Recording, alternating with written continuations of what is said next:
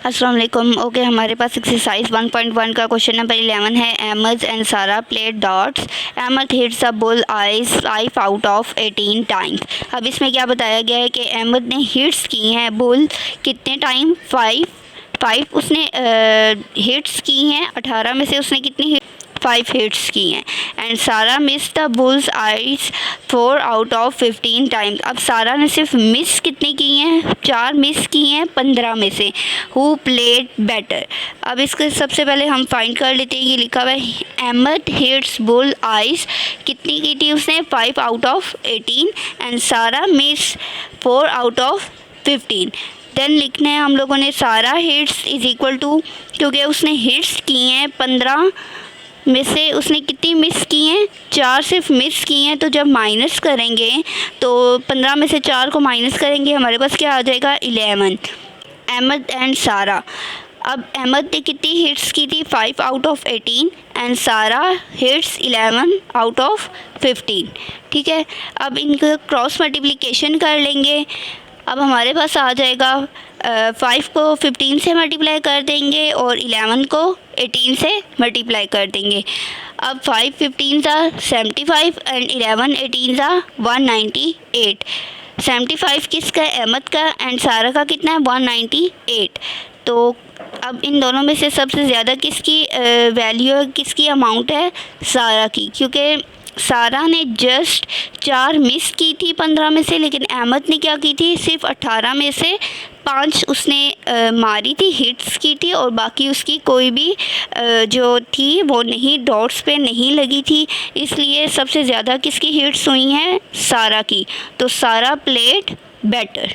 Okay, अब हमारे पास है क्वेश्चन नंबर 12। इसमें है 3 paints brushes have width of 3/8 centimetre, 1/2 centimetre, 3/4 centimetre. What is the measure of the brush with the greatest width. हमने इसकी width find करनी है, इसकी चौड़ाई फाइंड करनी है। अब हमारे पास सबसे पहले क्या है 3/8, 1/2, 3/4। अब इसको हमने, हमारे पास एलसीएम क्या है 8, तो हमने 8 को इन सब नंबर से क्या कर देना है, मल्टीप्लाई कर देना है। जब हम इनको मल्टीप्लाई करेंगे 8 मल्टीप्लाई 3/8, 8 मल्टीप्लाई 1/2, 8 मल्टीप्लाई 3/4। अब यहाँ पे 8 की 8 से कटिंग हो जाएगी, यहाँ पे हमारे पास 3 बढ़ जाएगा। देन 2 के 8 के साथ मल्टीप्लाई इसकी कटिंग करेंगे, मल्टीप्लाई करेंगे तो 2 4 ज़ा 8 हो जाएगा। और देन कोमा डाल के नेक्स्ट वाली की कटिंग करनी है 4 को 8 से, 4 1 ज़ा 4 और 4 2 ज़ा 8। तो यहाँ पे हमारे पास नीचे आ जाएगा, फर्स्ट में 3 बचा था तो 3 एज इट इज़ नीचे आ जाएगा। देन हमारे पास है 4 मल्टीप्लाई 1, 4 1 ज़ा 4। देन है हमारे पास 2 मल्टीप्लाई 3, यहाँ पे हमारे पास आ जाएगा 2 3 ज़ा 6। अब यहाँ पे देखिए हमारे पास क्या आ गया 3 4 एंड 6। अब इन सब में सबसे ग्रेटेस्ट वैल्यू कौन सी है, 6 हमारे पास कौन से नंबर पे था, 3 पे। तो 3 वाली वैल्यू हमारे पास ऊपर क्वेश्चन में कौन सी है, फर्स्ट वाली है 3/8, सेकंड वाली है 1/2 एंड थर्ड वाली है 3/4 सेंटीमीटर। तो थर्ड वाली हमारी वैल्यू क्या है 3/4 सेंटीमीटर। तो सबसे ज़्यादा ग्रेटेस्ट जो ब्रश की चौड़ाई है वो किस वाले की है, थर्ड वाले की है, 3/4। तो इसका आंसर क्या होगा 3/4। ओके, नेक्स्ट क्वेश्चन है हमारे पास क्वेश्चन नंबर 13 में है the world 5 largest desert are show in the table, order the area from least to greatest. In case आप लोगों को यहाँ पे अगर नहीं बताया जाता कि ये किस फॉर्म में, असेंडिंग टू डिसेंडिंग, आप लोगों को कैसे पता चलेगा कि ये किस फॉर्म में लिखना है, असेंडिंग फॉर्म में या डिसेंडिंग फॉर्म में। तो ये यहाँ पे देखें उन्होंने बताया हुआ है order the area least to greatest. Least का मतलब होता है कम से कम और ग्रेटेस्ट मतलब ज़्यादा से ज़्यादा, मतलब कि इसको असेंडिंग फॉर्म में लिखना है छोटे से बड़े की तरफ। तो क्वेश्चन में जो हमें बुक में एक टेबल दिया गया है जिसमें डिफरेंट डेजर्ट की एरियाज़ बताई गई हैं, हमने इसकी ये टेबल्स की वैल्यू यहाँ पे लिखनी है। सबसे पहले हम लोगों ने सोल्यूशन की हेडिंग देनी है, देन हम लोगों ने इसी तरह जो बुक में टेबल है उसकी वैल्यूज़ उठा के लिखनी है। सबसे पहले हमारे पास 7/2, 2/10, देन 2/5, 1, 4/10, 1/2। ये जो हमारे पास 1 4/10 है, पहले हम इसको मल्टीप्लाई करके लिख लेते हैं। 10 1 ज़ा 10 और इसमें 4 को ऐड करेंगे तो हमारे पास क्या आ जाएगा 14/10। तो जो हमारे पास सेकंड नंबर पे लाइन जो लिखी हुई है वो हमारे पास क्या बन जाएगी 7/2, 2/10, 2/5 और ये जो ऊपर फर्स्ट लाइन में था कि इसको हमने 10 को 1 के साथ मल्टीप्लाई किया, देन उसमें 4 को ऐड किया, तो हमारे पास क्या आ गया सेकंड वाली लाइन में 14/10 देन कोमा 1/2।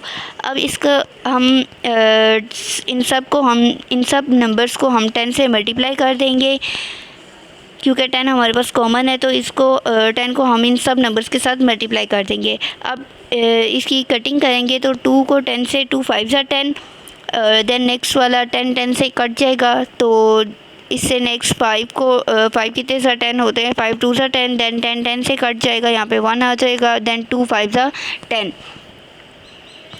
अब नेक्स्ट है हमारे पास, हम इनको सीक्वेंस में लिख लेते हैं, मल्टीप्लाई कर लेते हैं इनको, तो 5 7 35, देन यहाँ पे 10 से कट के हमारे पास क्या बच गया था 1, तो हमारे पास जब 2 को 1 से मल्टीप्लाई करेंगे तो हमारे पास क्या आ जाएगा 2, देन कोमा डाल के यहाँ पे जो 5 को 10 से कटिंग की थी तो हमारे पास आया था 2 2 2 4, देन उसके बाद नेक्स्ट वाली वैल्यू यहाँ पे भी 10 से कट के 1 बच गया था, तो 14 1 14 कोमा, देन हमारे पास नेक्स्ट 2 5 10, तो 5 1 5 आ जाएगा।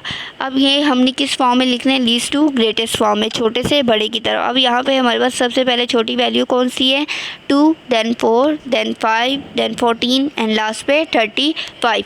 अब हम लोगों ने ये देखना है कि 2 हमारे पास जो आया है फर्स्ट पे छोटा नंबर है, ये जो लिखा हुआ है लीस्ट टू ग्रेटेस्ट, इससे ऊपर वाली जो लाइन है, अब इसमें देखें 2 किस नंबर पे है, सेकंड नंबर पे, तो हमारे पास जो क्वेश्चन की सेकंड वैल्यू होगी वो हमारे पास कहाँ पे आ जाएगी, फर्स्ट पे आ जाएगी, 2 जो लास्ट वाली लाइन है 2/10। अब यहाँ पे लीस्ट टू ग्रेटेस्ट के नीचे जो लाइन लिखी हुई है 4 है हमारे पास सेकंड नंबर, लेकिन लीस्ट टू ग्रेटेस्ट के ऊपर वाली जो लाइन है हमारे पास कौन से नंबर पे है 4, थर्ड नंबर पे, तो हमारे पास जो थर्ड वाली वैल्यू है वो आ जाएगी हमारे पास 2/5। 5 हमारे पास किस नंबर पे है, लास्ट पे, तो लास्ट वाली वैल्यू क्वेश्चन में कौन सी है 1/2, तो 1/2 आ जाएगा। देन 14 हमारे पास सेकंड लास्ट है, तो सेकंड लास्ट वैल्यू हमारे पास क्या थी 1 4/10 कोमा, देन लास्ट पे क्या है हमारे पास 35, तो 35 किस नंबर पे था, फर्स्ट पे, तो फर्स्ट वाला क्या है 7/2। इसका हमारे पास जो आंसर आएगा लीस्ट टू ग्रेटेस्ट वैल्यू वो हो जाएगी 2/10 comma 2/5 comma 1/2 comma 1 4/10 comma 7/2। Okay, exercise 1.1 का हमारे पास लास्ट क्वेश्चन है, question number 14। An investor purchase 50 shares of stock at ₹3.50 per share. अब जो इन्वेस्टर था उसने कुछ शेयर परचेज़ किए थे, 50 शेयर्स परचेज़ किए थे, किस रुपीस में, एक शेयर पर शेयर कितने का था 3.50 का था, ठीक है। The next day the change in the value of the share of the stock is -2.5।